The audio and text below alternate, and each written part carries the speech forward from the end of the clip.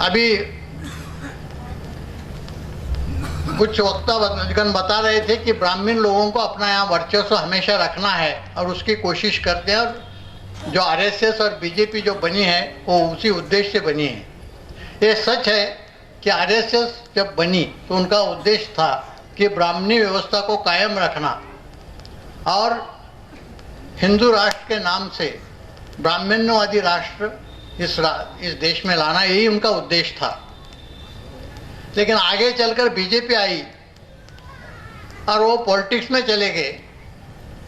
फिर जो कट्टर ब्राह्मण्यवादी थे वो सोचने लगे कि अब ये लोग एम्बिशियस बन गए हैं, जो अपना मुख्य उद्देश्य है ब्राह्मण्यवादी राष्ट्र का निर्माण करना, अब ये इनके बस की बात नहीं है।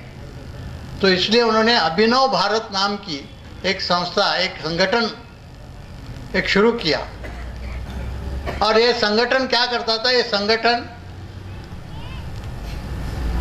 इस देश के प्रमुख शहरों में जाके वहाँ के जो कट्टर ब्राह्मण्यवादी थे उनकी मीटिंग्स लेते थे, और वो मीटिंग्स में उनका डिस्कशन होता था कि हमें अगर अपने ओरिजिनल एजेंडा के मुताबिक अगर ब्राह्मण राष्ट्र या हिंदू राष्ट्र यहाँ स्थापित करना है तो हमें क्या करना पड़ेगा।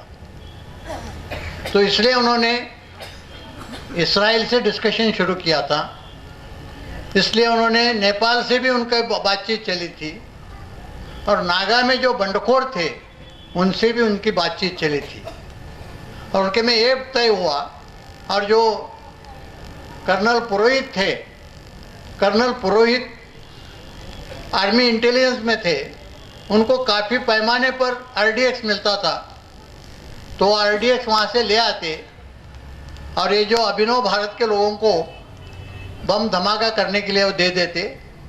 और वो फिर एक पैटर्न ऐसा बना कि ये उनको बम धमाके के लिए आरडीएक्स देते थे, अभिनव भारत के लोग बम धमाका करते थे।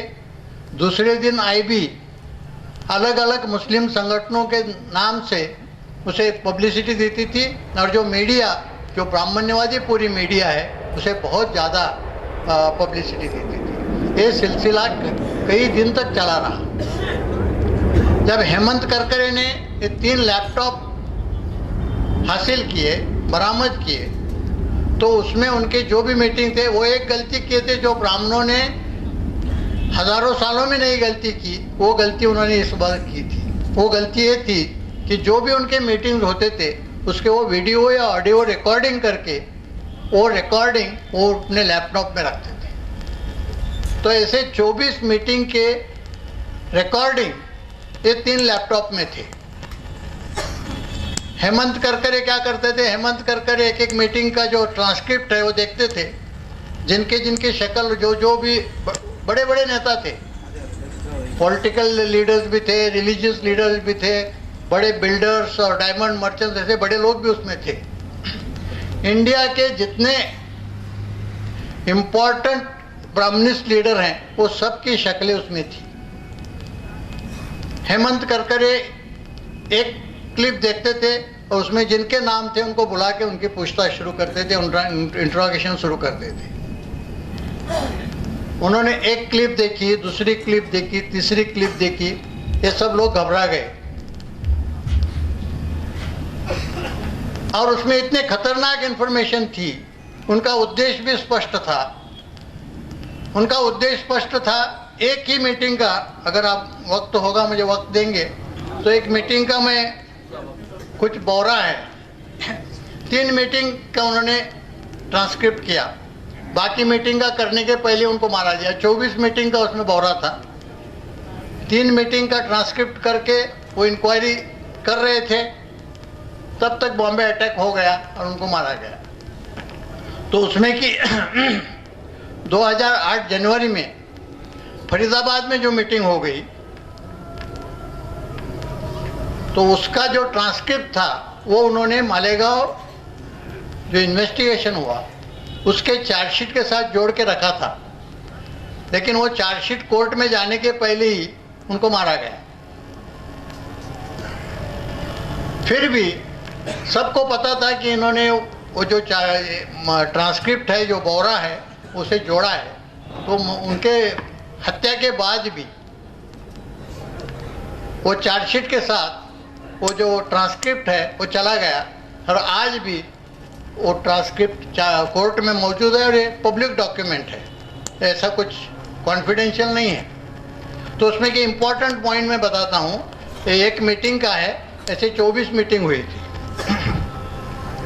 ये मीटिंग कुछ इंग्लिश में और कुछ हिंदी में हुई थी, ज़्यादातर हिंदी में थी, कुछ कुछ अंग्रेजी वर्ड इंग्लिश वर्ड्स वो बोलते थे।